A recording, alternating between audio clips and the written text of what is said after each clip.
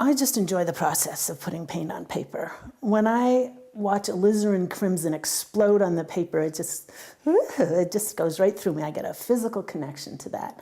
I just enjoy doing it. I was actually started out with oil paints, and that's kind of like playing with icing, but you have to put it where you want it. You have to be in charge all the time, telling it where to go. The thing I love about watercolors is it has a mind of its own. There's one thing watercolors do that no other medium does, and that is create blooms. When the shine has left the paper, if you drop water on it, it just explodes like a starburst. And in most of the watercolor classes I took, they said, avoid those unsightly blooms. Like it's a bad thing. I mean, it's like straighten your hair out when you have curly hair, and I straightened my hair for years. And finally I said, why not celebrate what only watercolor will do?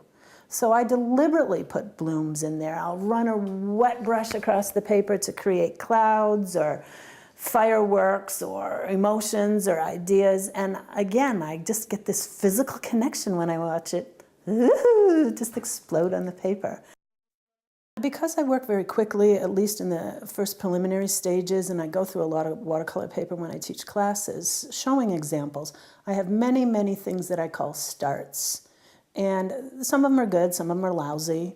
Some of them I will hang up in my studio, and sometimes I'll have one next to another one, and I'll realize that they go together.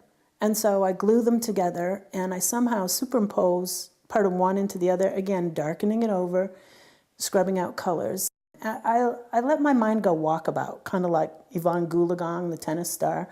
Just, my head's not connected. It's just my paintbrush doing its thing.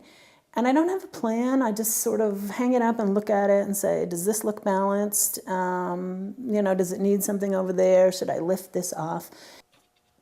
I teach watercolor classes in the fall and in the spring at my studio in Haymarket.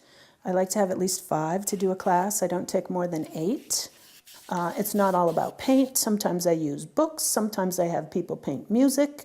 I have a lot of different things to loosen people up, to get comfortable with the process. To me, it's about process. If you trust the process, you will get there. And your there and my there are going to be 2 different places. If it's not fun, I don't do it. I'm not of the school that, you have to sweat and slave, and nothing learned under compulsion stays with the mind, and nothing that's beaten into you does either. And if you don't enjoy doing it, you're not going to do it. So that's what I do.